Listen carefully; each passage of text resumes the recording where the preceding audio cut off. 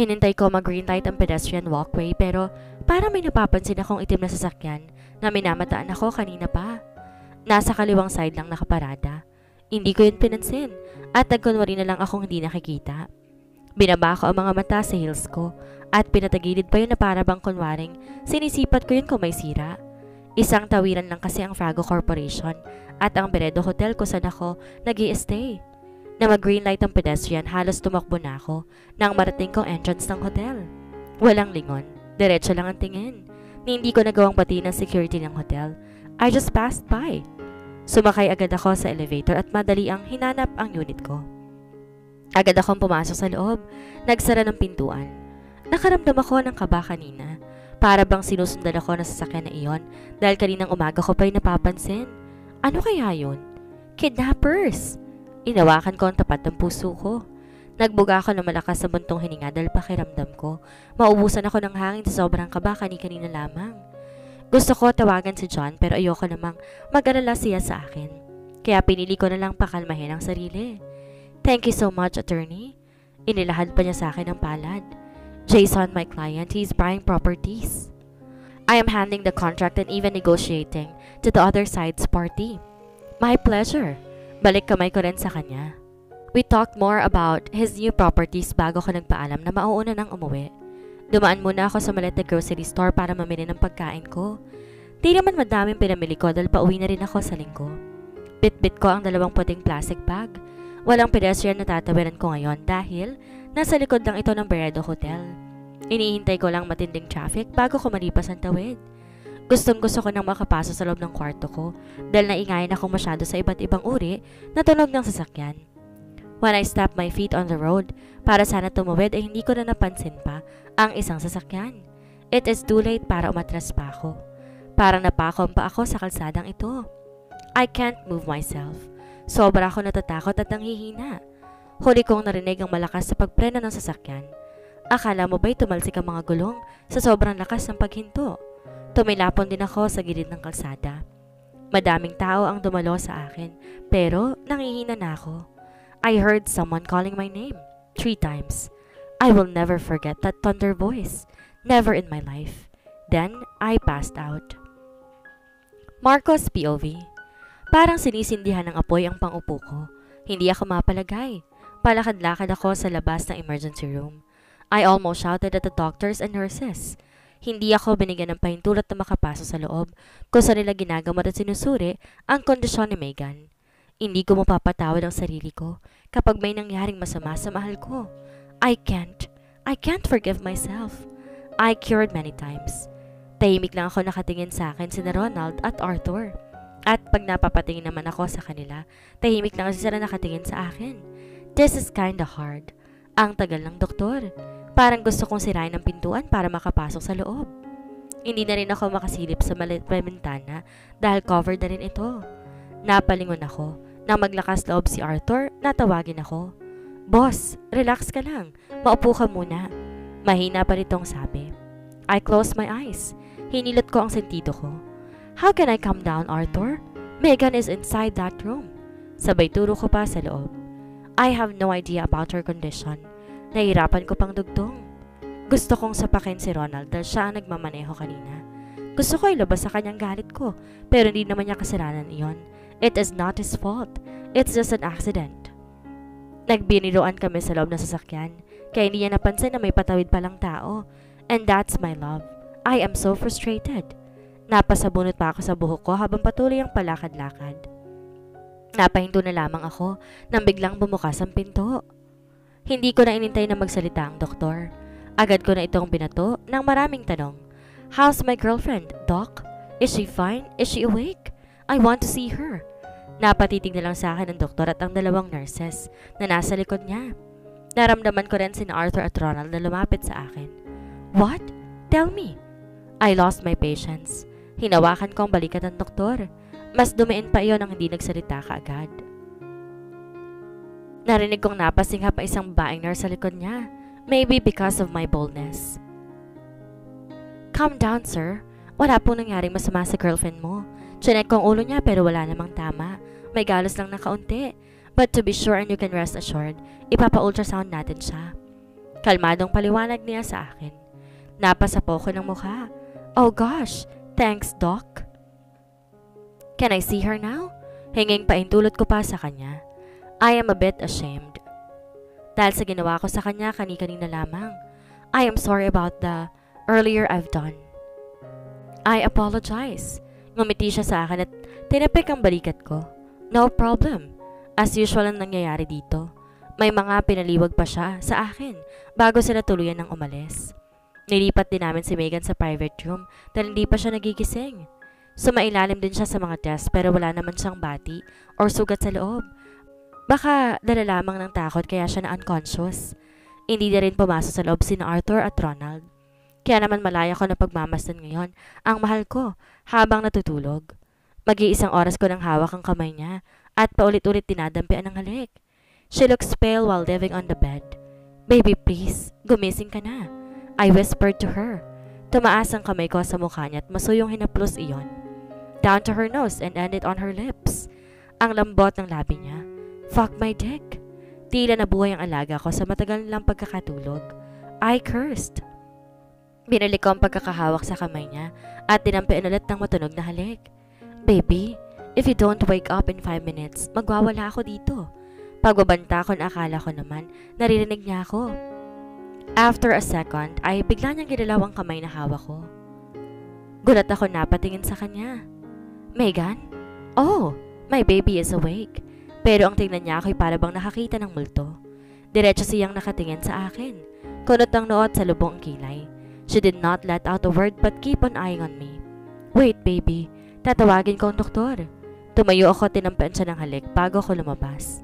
Sabay na napatayo sina Arnold at Ronald mula sa kinaupo nila at gulat na napatingin sa akin. Magkasabay silang lumapit sa akin. Boss! Gising na si Megan. Tawagan ninyo ang doktor. Utos ko sa kanila. Hindi ko maikakaila ang pagngiti. Yes, I'm happy dahil walang masamang nangyari sa kanya. Kasabay ko nang pumasok sa loob ang doktor at ang nurse. Sumunod din sina Arthur at Ronald. Tumabi ako kay Megan at ginagapang palad niya habang nagpapaliwanag sa kanyang doktor. Hindi siya nagsalita at nakikinig na lamang hanggang makaalis na ang doktor. Nanaeg ang katahimikan. Sandaling maiwan kaming apat sa loob ng kwarto. Kamusta po, Ma'am Megan? Long time no see. Nahihiya pa si Arthur. Megan looked at him. Pilit siyang umiti bago niya ako tiningala. Bakit kayo nandito? Pinaglipat-lipat niya sa amin ng tingin. Last kong naalala na bangga ako na sasakyan. Dugtong niya na hindi bumibitiw ang tingin sa akin. Oh fuck! Poor my baby. I nodded and caressed her soft hair. Lumapit sa paanan ng kama si Ronald. Megan looked at him. Ma'am, pasensya na po kayo. Ako po nakasagasa sa inyo, hindi ko po sinasadya. Huli na mahagilap kita ng tingin. Ronald apologized sincerely to her. Naiset ko na rin ang dalawang pulisya na mag-investigate sila kanina. Agad kong pinaliwanag na kilala ko nasa gasaan. We will talk in private after she wakes up. Patawarin niyo po ako, ma'am. Nagangat siya ng tingin kay Ronald. It's okay. Hindi mo naman sinasadya. Inagaw ko ang atensyon niya. Gutom ka na ba? What do you want to eat? Magpapabili ako, Malambing ko ang tanong sa kanya. I wanna go home. Matamlay niyang sagot. Hindi man lang nag-abala na tingnan ako. Nalaglag ang mga balikat ko sa malamig niyang pagsagot sa akin.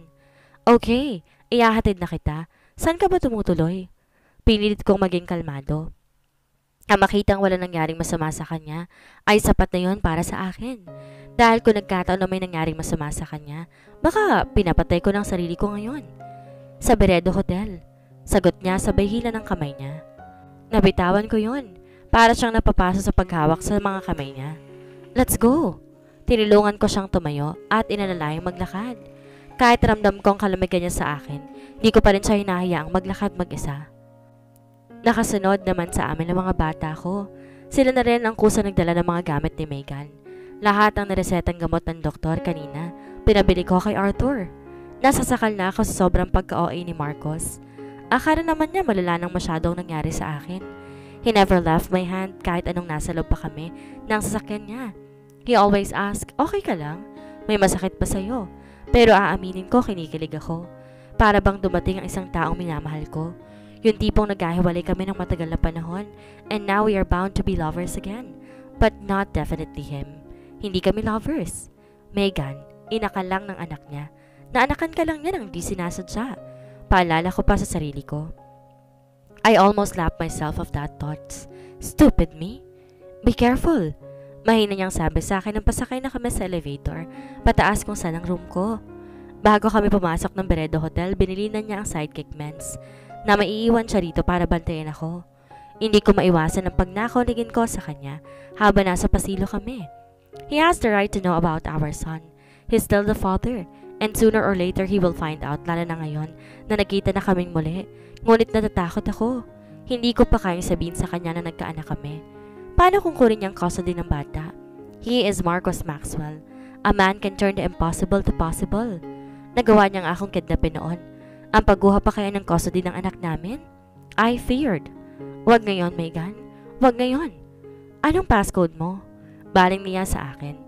Ako na mag-enter. Dagdag pa niya. Nakatitig pa siya sa akin. Waiting for my passcode. Binigay ko yun sa kanya. Simple lang naman yon. It's our son's birthday. Nang makapasok kami sa loob, inalalayan niya akong umupo sa sofa. Okay lang ako. Pwede ka nang umuwi at magpahinga na rin. Salamat. Concerned din ako dahil halatang pagod ang gwapo niyang mukha. Tumitig pa ako sa mukha niya. There are stubbles growing on his jaw. Pakiramdam ko ay magagaspangan ako kapag hinawakan ko ang baba niya. Nakakadiri ka, Megan, kung ano nung pumapasok sa isip mo. I cannot leave you just like this, he said. Dahan-dahan siyang umupo sa tabi ko. I will order foods for you. Alam ko nagugutom ka na. Hindi niya na ako pinasagot pa. Kinuha niya ang phone sa bulsa niya. Then he started dialing numbers. I guess nanahimik lamang ako dahil wala naman akong sasabihin sa kanya. Pakiramdam ko'y blanco pang utak ko. Gabi na pero hindi pa rin siya umuwi. Hindi pa rin ako iniwan. Nako-confused tuloy ako sa ikinikilos sa lalaking ito. Pero siguro naman wala siyang balak na kidnapin ako ulit. Dahil kung meron man, hindi niya ako inatid dito sa suit ko. Nang matapos ako maligo, inayos ko muna ang sarili ko bago lumabas sa may sala, wearing my pajama and ready to take a nap.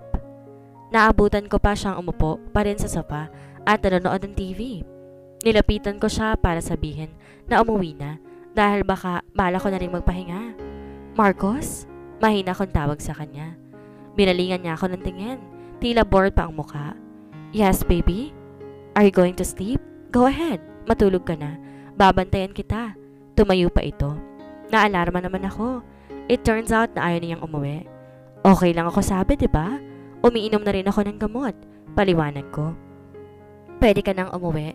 Thanks for worrying. Dagdag ko pa. Nagulat ako nang abutin niya ang mga kamay ko at dinala sa kanyang labi. Isa-isa niyang hinalikan ng mga daliri ko habang nakapikit. It melts my heart and almost turned my knees into jelly. This is him. Him. Gusto ko siyang yakapin at taplosin ang mukha niya, pero wala akong kakayahan na gawin yun ngayon. Dumilat siya at diretso akong tinignan sa mga mata. Look, alam mo ba kaninang unconscious ka? Halos hindi ako makahinga. Gusto kong sapakin si Ronald hanggang sa madurog siya ng pinong-pino. I cannot forgive myself kung may mangyayaring masama sa'yo. Paliwanag pa niya. Para bang hirap na hirap ang mukha niya? Hindi ko siya sinagot. Bumitaw rin ako ng titig sa kanya at binaling iyon sa mga kamay kong hawak pa rin niya hanggang ngayon. I am sorry, baby. I am very sorry.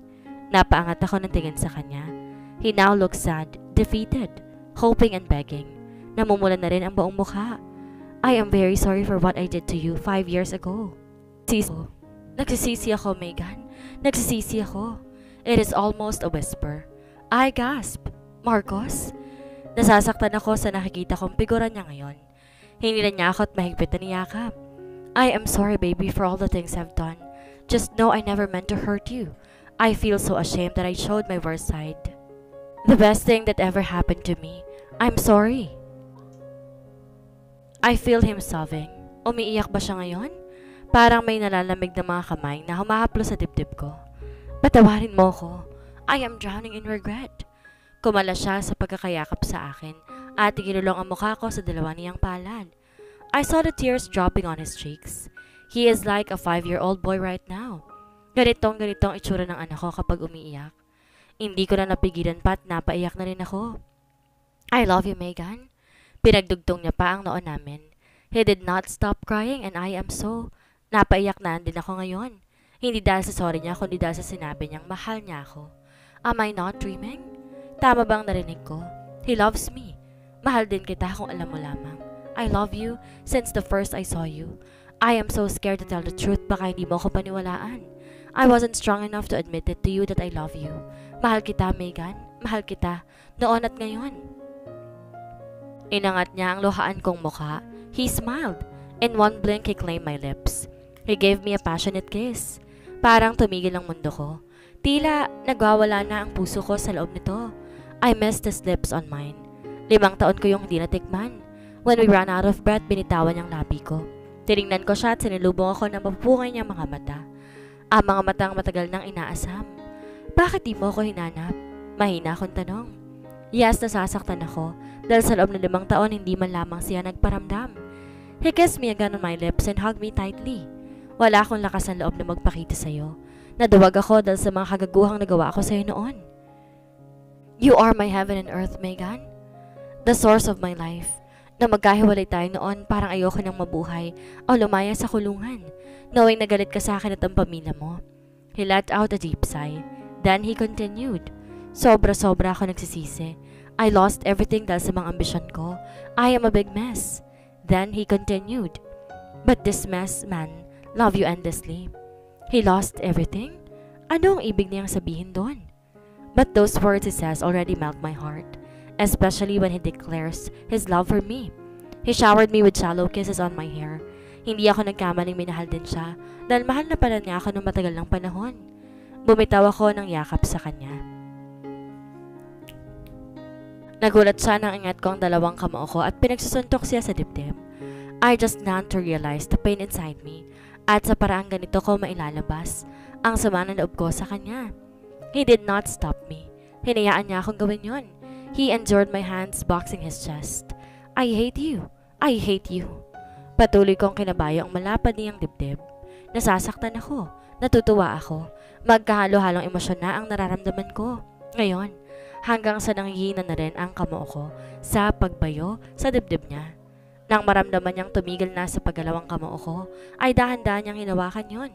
Binigyan niya na matunog na halik ang mga kamay ko. You can hate me as you like, but I cannot stop loving you. I cannot lose this chance again. I will win you back. Mark my words, baby. Lakas loob niya pang wika. He is still that territorial and possessive man I met. The man I admired secretly. The man I loved. The father of my son. I almost giggled. Kaya naman tinanggal ko ang anumang hiya sa aking sarili. I sealed his face in my warm hands. I tiptoed and kissed his nose. Para nagulat pa nga siya doon. He stared at me with his amazement face.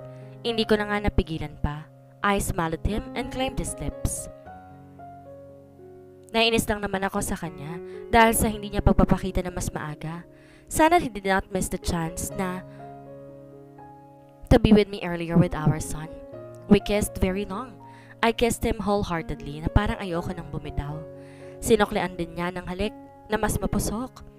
Pakiramdam ko painit na ng painit ang buong katawan ko. And he is the only man who made me feel this way. We almost made love on the sofa. Kung hindi lang niya naalala na may galos pa ako sa gilid ng noo ko, ay hindi siya magpapaawad. I miss you so bad, baby, that I cannot stop myself to claim you. Hinihingal niyang wika. Napanganga ako when I found myself na nakalis sa palampang itaas ko at nakikita na ang dibdib ko. Agad ko yung hinila pababa kasabay ng pag-ayos ng bra ko na nakalas na niya ng ilang minuto. I heard him smirked. Tinignan ko siya at pinandilatan. Mas lalo siyang umisi at tumawa pa ng mahina. Namula tuloy ako sa hiya. Dinig ko pang teenager na nahuli ng crush niya. It's okay, I can wait. He smiled and kissed me on my forehead. Parang may nagtulak sa akin na kamustahin ang naging buhay ko in the past 5 years. I cleared my throat. Pakiramdam ko nanunuyo na iyon. Hindi ko na napigilan din na magtanong pa sa kanya. How are you doing the past 5 years? I asked. He looked at me in a serious way, hard hoping, and asking for forgiveness. Nagulat ako sa sagot niya. Hindi ko makuha kung ano ibig niyang sabihin. Have you been, well, in the jail? Pakiramdam ko bumalik ang sakit sa dibdib ko pagkabanggit pa lamang sa kulungan. Ano ka ba naman? Ano ba bang expected mo sa loob ng kulungan? Masaya ba? Parang gusto kong batukan ang sarili ko. Alam mo ba na bala kong pumunta ng Antipolo ngayon para hanapin ka? Pag-iiba niya sa usapan. Napanganga ako at nagulat. Ano ka mo? Balak niya akong puntahan sa amin? Hindi ba siya sabon sa mga kamao ni Pampa? Ano? Yeah, I'm planning to go there with Arthur and Ronald. Kung hindi nga nangyari ang aksidente kanina. Tumitig pa siya sa akin. But it's okay. Nakita rin kita. And you cannot get away from me anymore. You are mine. He kissed me. Mine. And kissed me again. Mine forever. He kissed me again at this time mas tumagal. Para nangapal naman ulit ang mga labi ko sa sobrang diin ng halik niya. I entitled you to be mine. Mine only. He powerfully declared. I kissed him back. We never stopped kissing until we ran out of breath. Okay, forgiven. I smiled before I hugged him tightly. He chuckled. Naramdaman kong ngumiti siya at masinigpitan pa ang pagkakayakap sa akin.